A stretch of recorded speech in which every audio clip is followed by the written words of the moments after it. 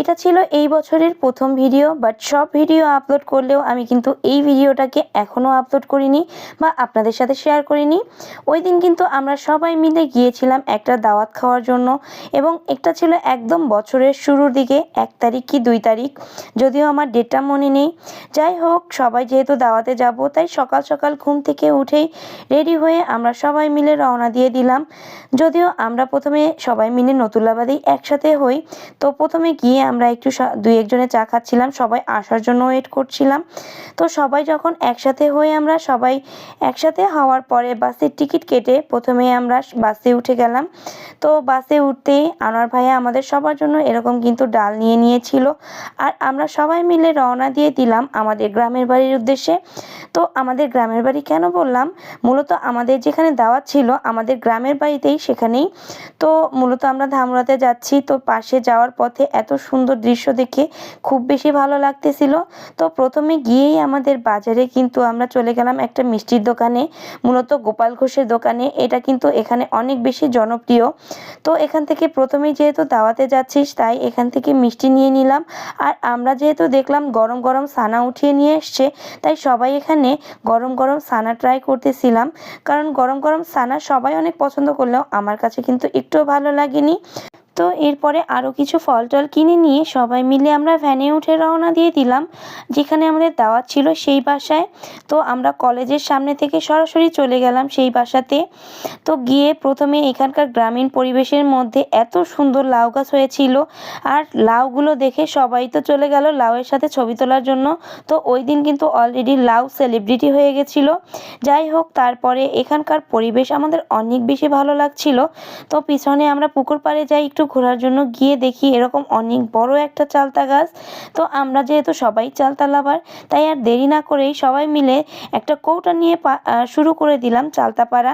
তো অনেকগুলো আমরা চালতা পেরে নিলাম, আর এইদিকে আনোয়ার ভাই চলে গেল বাগানের মধ্যে কলাপাতা আনার জন্য, আর আমরা অনেকগুলো চালতা পেরে নিয়ে চলে এলাম। আর এইদিকে কুলসুম আপু কিন্তু অলরেডি চালতা কাটতে বসে গেছে, আর আমরা চারপাশে ওয়েট করতেছিলাম চালতা খাওয়ার জন্য। তো যেহেতু আমরা চালতাটাকে কাটার পরে মাখিয়ে খাবো, অতক্ষণ তো ওয়েট করার সময় নেই, তাই অল্প একটু মরিচ মাখিয়ে নিলাম। তো আমরা মরিচ মাখিয়ে কিন্তু আপু একদিকে কাটতেছিল, আর আমি বসে বসে মরিচ দিয়ে চালতা খাওয়া শুরু করে দিলাম। আর এইদিকে তারপরে কিন্তু আনোয়ার ভাই আবার সুন্দর করে একটু চিনি টিনি দিয়ে তারপরে এখানে চালতাটা মাখাচ্ছিল। তো চালতা খাওয়া শেষ করে আমরা আবার সবাই মিলে দুপুরের খাবার খাওয়ার শেষ করে নিলাম। খাওয়া দাওয়া শেষ করে আমরা বাহিরে এসে সবাই মিলে একটু রোদে দাঁড়িয়ে রোদটাকে উপভোগ করছিলাম। আর এইদিকে দেখুন আমাদের বরিশালের খুব জনপ্রিয় টক মিষ্টি দই নিয়ে এসলো। তো আমরা টক মিষ্টি দই খাওয়া শেষ করতে না করতেই আপু আমাদের সবার জন্য আবার কোকো বাহিরে নিয়েই চলে আসলো। তো আমরা রোদের মধ্যে দাঁড়িয়ে দাঁড়িয়েই সবাই মিলে গল্প করছিলাম আর খাওয়া দাওয়া করছিলাম। খাওয়া দাওয়া শেষ করে সবাই একটু ছবি টবি তুলে নিয়ে আমরা একটা গাড়ি নিয়ে রওনা দিয়ে দিলাম। যেহেতু আমাদের গ্রাম, তাই আমার শ্বশুর বাড়িতে তাদেরকে একটু ঘোরানোর জন্য নিয়ে গিয়েছিলাম।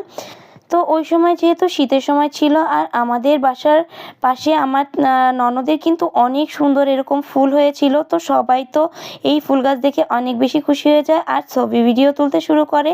এরপরে নিয়ে গিয়েছিলাম বাড়ির পিছন দিকটায়।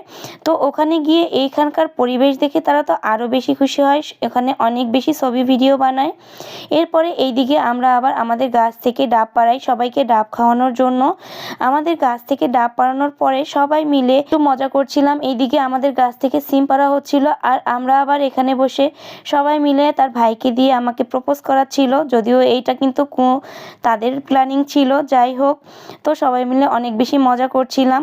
এরপরে শুরু হয়ে গেল তাদের ফুল টোকা খেলা। যদিও আমার একটু কাজ ছিল, আমি কাজে বের হয়ে গেছিলাম, আর সবাই এখানে ফুল টোকা খেলছিল। তো আজকে এই পর্যন্তই, আর কিছু আমি শেয়ার করছি না, কারণ ভিডিওটা অনেক বেশি বড় হয়ে যাচ্ছে। বাকিটুকু থাকছে আমার পরবর্তী ভিডিওতে। তো ততক্ষণ পর্যন্ত সবাই সুস্থ থাকবেন, ভালো থাকবেন, আর আমার ভিডিওর সাথেই থাকবেন। আর আপনারা কে কোন জায়গা থেকে আমার এই ভিডিওগুলো দেখছেন অবশ্যই কিন্তু কমেন্টস করে জানাতে একদম ভুলবেন না। আল্লাহ হাফেজ।